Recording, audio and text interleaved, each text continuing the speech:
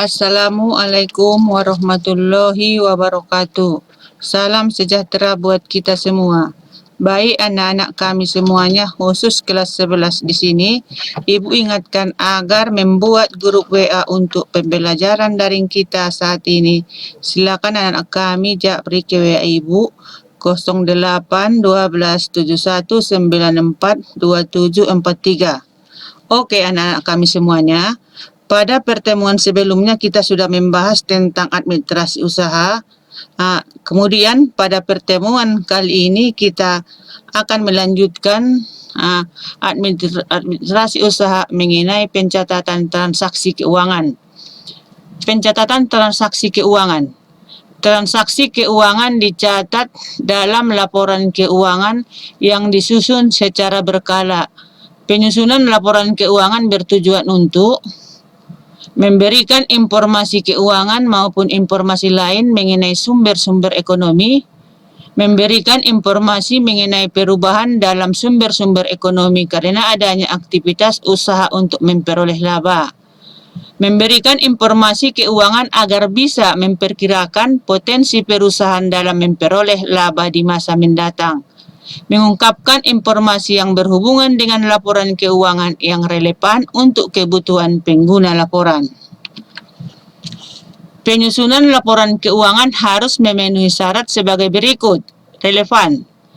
Relevan maksudnya, setiap laporan harus sesuai dengan maksud penggunaannya, dapat dimengerti. Maksudnya, laporan keuangan harus menggunakan istilah dan bahasa sederhana.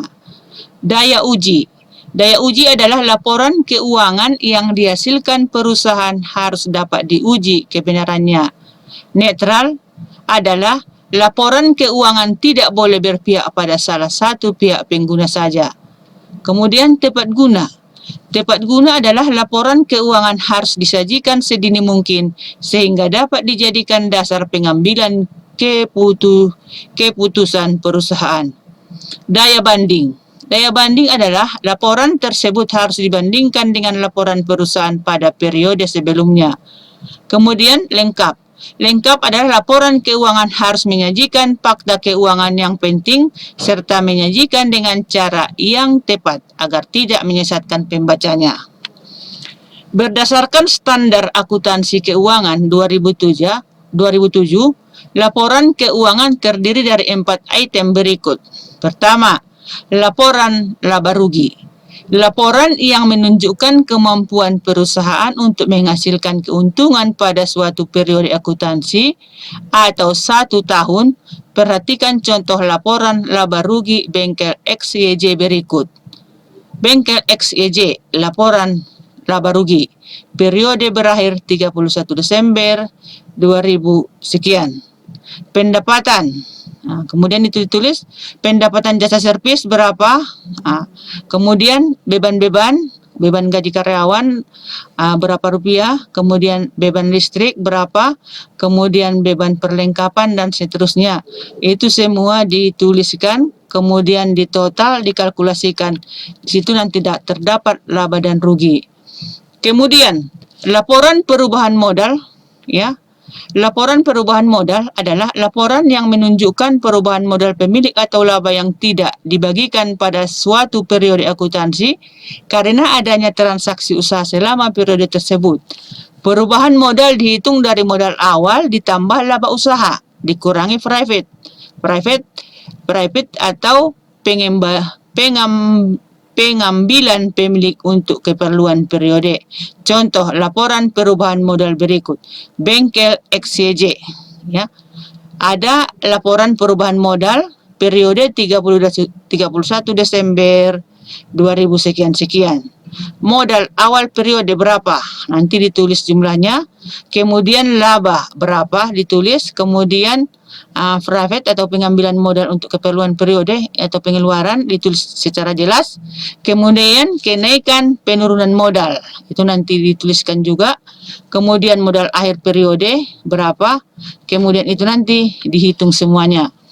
Selanjutnya neraca. Neraca adalah daftar yang memperlihatkan posisi sumber daya perusahaan serta informasi tentang asal sumber daya tersebut. Neraca terbagi dua sisi, yaitu sisi aktiva dan sisi pasiva. Sisi aktiva merupakan daftar kekayaan perusahaan pada suatu saat tertentu. Sisi pasiva menunjukkan sumber dari mana kekayaan itu diperoleh. Sumber kekayaan sendiri terbagi menjadi dua golongan besar, yaitu utang dan modal. Jumlah aktiva dan pasiva harus seimbang. Perhatikan contoh berikut ini. Aktiva atau harta, kemudian aktiva lancarnya berapa, kas berapa, sekian-sekian, kemudian aktiva, kemudian selanjutnya kemudian ditotal. Kemudian utang dan modal berapa, nanti dilihat utang lancar, ya, utang lancarnya sekian-sekian berapa, itu ditulis secara jelas. Kemudian modal tuan berapa, yang dituliskan juga secara jelas. Kemudian total utang ditambah modal, nanti dapat dia hasil akhir. Kemudian laporan arus kas. Laporan arus kas adalah laporan yang menunjukkan aliran uang yang diterima dan digunakan perusahaan di dalam satu periode akuntansi beserta sumber-sumbernya. Aktivitas perusahaan dapat digolongkan menjadi 3 kelompok utama berkaitan dengan penyusunan laporan arus kas, yaitu 1. Aktivitas operasi, yaitu berbagai aktivitas yang berkaitan dengan upaya perusahaan untuk menghasilkan produk sekaligus semua upaya yang terkait dengan upaya menjual produk tersebut. Kedua, aktivitas investasi, yaitu berbagai aktivitas yang berkaitan dengan pembelian dan penjualan harta perusahaan yang dapat menjadi sumber pendapatan perusahaan. Yang ketiga, aktivitas pembiayaan atau pendanaan, yaitu semua aktivitas yang berkaitan dengan upaya untuk mendukung operasi perusahaan dengan penyediaan kebutuhan dana dari berbagai sumber beserta konsekuensinya. Pajak. Pajak adalah seorang wirausaha yang ingin mendirikan usaha dengan badan hukum di Indonesia perlu mengetahui dan mengerti tentang sistem perpajakan yang berlaku. Bagi negara, pajak berfungsi sebagai berikut. Fungsi penerimaan, kemudian fungsi mengatur. Pajak adalah iuran dari rakyat kepada kas negara berdasarkan undang-undang dengan tidak mendapatkan jasa timbal balik yang berlangsung serta dapat ditunjukkan dan digunakan untuk membayar pengeluaran umum. Perpajakan. Perpajakan di Indonesia meliputi ketentuan dan peraturan perundangan yang berlaku di bidang perpajakan mulai dari ketentuan umum perpajakan, pajak penghasilan atau PPh, pajak pertambahan nilai dan jasa atau PPN, pajak penjualan atas barang mewah atau PPNBM, pajak bumi dan bangunan atau PBB, biaya materai. Setiap wajib pajak harus memiliki NPWP. Wajib pajak orang pribadi yang wajib memiliki NPWP adalah orang yang menjalankan usaha atau pekerjaan bebas, orang yang tidak menjalankan usaha atau pekerjaan bebas, yang memiliki penghasilan di atas penghasilan tidak kena pajak atau PTKP, wanita kawin yang dikenakan pajak secara terpisah, pengusaha yang memiliki tempat usaha berbeda dengan tempat tinggal harus mendaftar baik di KPP, Kantor Pelayanan Pajak, wilayah tempat tinggal maupun KPP wilayah kerjanya. Batas waktu pembayaran dan pelaporan pajak untuk wajib pajak orang pribadi adalah sebagai berikut. Contoh di sini ada, ya, ini nanti ada nomor, kemudian jenis SPT, batas waktu pembayaran, batas waktu pelaporan. SPT masa untuk yang nomor 1 ada PPh tanggal 21 sampai 26, bahwa tanggal 10 bulan berikut setelah masa pajak berakhir, 20 hari setelah masa pajak berakhir. Yang kedua, PPh 25, tanggal 15 bulan berikut setelah masa pajak berakhir, 20 hari setelah masa pajak berakhir.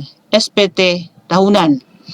SPT tahunan, yang ke-1 ada PPHOP, tanggal 25 bulan ketiga setelah berakhirnya tahun atau kegiatan tahun pajak. akhir bulan ketiga setelah berakhirnya tahun atau bagian tahun pajak. Yang kedua, PBB atau pajak bumi dan bangunan. 6 bulan sejak tanggal diterimanya SPPT. Kemudian yang ketiga, BPHTB, dilunasi pada saat terjadinya perolehan hak atas tanah dan atau bangunan. Sedang batas waktu pembayaran dan pelaporan pajak untuk wajib pajak badan adalah sebagai berikut. Nomor, jenis SPT, batas waktu pembayaran, batas waktu pelaporan. SPT masa 1 PPh pasal 23 sampai 26, tanggal 10 bulan berikut, tanggal 20 bulan berikut. Yang kedua, PPh pasal 25, tanggal 15 bulan berikut, tanggal 20 bulan berikut. Yang ketiga, PPh dan PPN, BM atau PKP, tanggal 15 bulan berikut, tanggal 20 bulan berikut. SPT tahunan. 1 PPh badan, tanggal 25 bulan ketiga setelah berakhirnya tahun atau bagian tahun pajak, akhir bulan ketiga setelah berakhirnya tahun atau bagian tahun pajak. Yang kedua, pajak bumi dan bangunan 6 bulan sejak tanggal diterimanya SPPT. Yang ketiga, BPHTB, dilunasi pada saat terjadinya perolehan hak asasi tanah dan atau bangunan. Jenis-jenis pajak. Pajak penghasilan atau PPh. PPh pasal 21, pajak penghasilan seseorang berupa gaji, upah, honorium, tunjangan yang berhubungan dengan pekerjaan.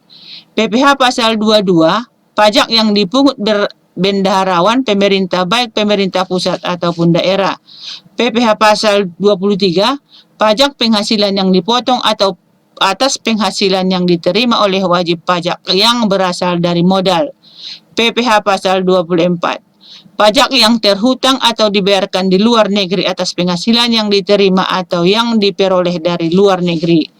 PPh pasal 25, angsuran pajak penghasilan yang harus dibayar sendiri oleh pajak setiap tahun dalam 1 tahun berjalan dan dilaporkan SPT atau PPh. PPh pasal 26, pajak penghasilan yang dikenakan bersumber dari Indonesia yang diterima wajib pajak luar negeri selain bentuk usaha tetap di Indonesia. Pajak penambahan nilai atau PPN merupakan pajak yang dikenakan atas konsumsi barang atau jasa dalam negeri. Tarif pajak penghasilan. Untuk penghasilan sampai 25 juta sebesar 5%. Kemudian untuk penghasilan 25 juta sampai 50 juta rupiah adalah 10%.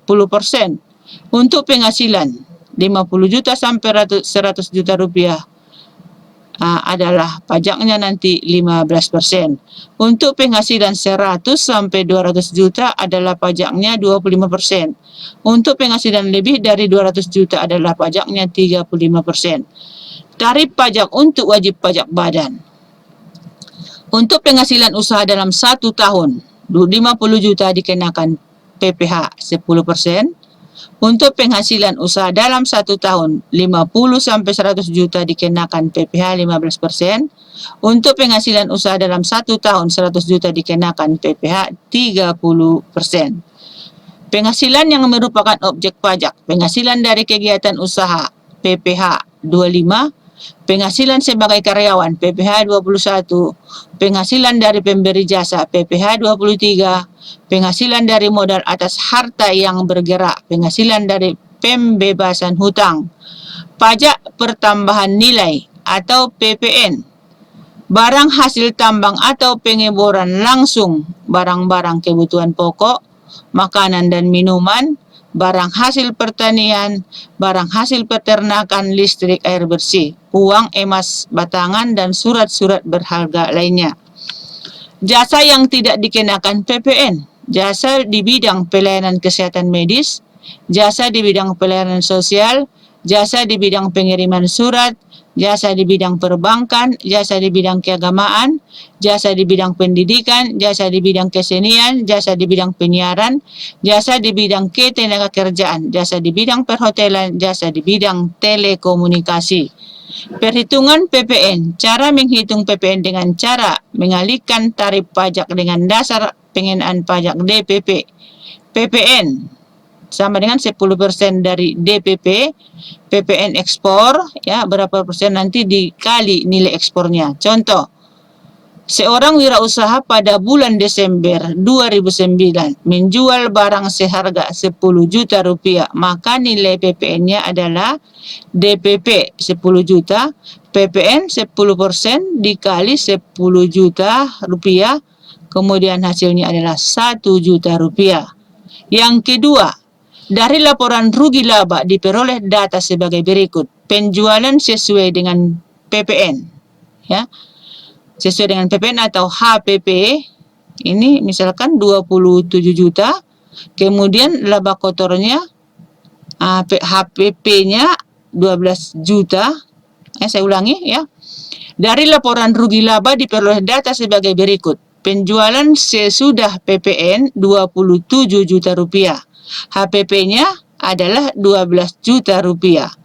Kemudian laba kotor, ya, adalah 15 juta rupiah, itu dikurangkan yang 27 juta itu dikurang HPP-nya 12 juta rupiah, yang hasilnya laba kotor adalah 15 juta rupiah. Sedangkan biaya umum gaji dan administrasi adalah 6 juta rupiah.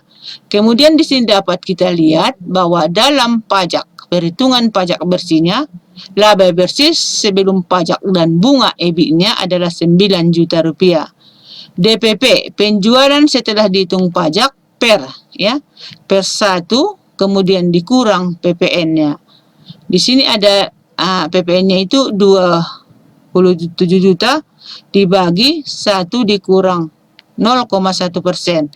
27 juta, ya, dibagi 0,09 yang akhirnya adalah dapat nanti 30 juta rupiah.